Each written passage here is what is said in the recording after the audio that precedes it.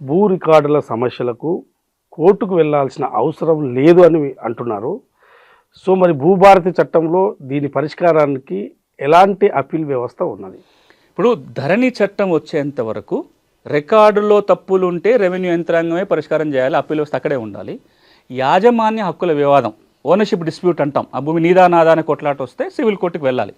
ధరణి వచ్చినాక ఏమైందంటే కేవలం ఓనర్షిప్ డిస్ప్యూట్ మాత్రం కాదు, రికార్డులో జరిగిన పొరపాట్లో కూడా కోర్టుకు వెళ్లాల్సిన పరిస్థితి ధరణి కల్పించింది. మీరు 2020 నుంచి ఈ రోజు వరకు సివిల్ కోర్టుల కేసుల సంఖ్య ఒకసారి పరిశీలించి చూడండి.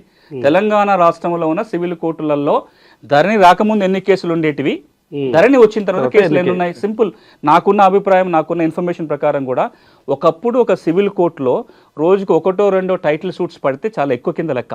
యాజమాన్య హక్కుల వివాదం ఉండే కేసులు ఒక 1-2 ఇంజక్షన్ సూట్లు పడితే 10 నుంచి కాదు. ఈ రోజున మీరు ఏ సివిల్ కోర్టుకు పోయినా రోజు 5-10 టైటిల్ సూట్స్ పడుతున్నాయి. ఎందుకు పడుతున్నాయంటే నా రికార్డులో స్పెల్లింగ్ మిస్టేక్ తప్పు ఉందని, నా సర్వే నెంబర్ మాయమైందని, నా భూమి వేరే వారి పేరుతో ఎక్కించిందని, ఇట్లాంటి డిస్ప్యూట్స్ అన్నీ కూడా సివిల్ కోర్టుకు వస్తున్నాయి.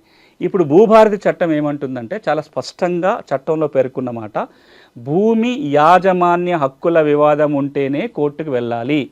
రికార్డులో తప్పులుంటే రికార్డు ప్రభుత్వమే నిర్వహిస్తుంది కాబట్టి ప్రభుత్వ అధికారులే వాటిని పరిష్కరిస్తారు అని చెబుతూ, ఏంటి అప్పీల్ వ్యవస్థ?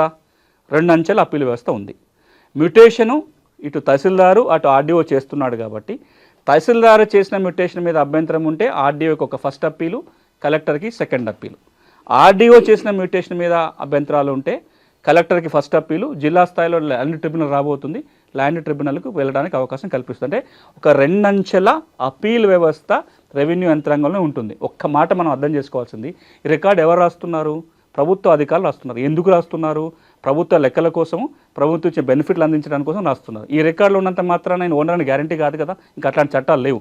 మరి రికార్డు రాసే అధికారి తప్పు చేస్తే తప్పుల సవరణకు కోర్టుకు పంపడం సరైనది కాదు అని ప్రభుత్వం భావిస్తుంది. కాబట్టి ఇందులోనే ఒక 2 అంచెల అప్పీల్ వ్యవస్థ సెక్షన్ 15 ద్వారా పొందుపరచడం జరిగింది.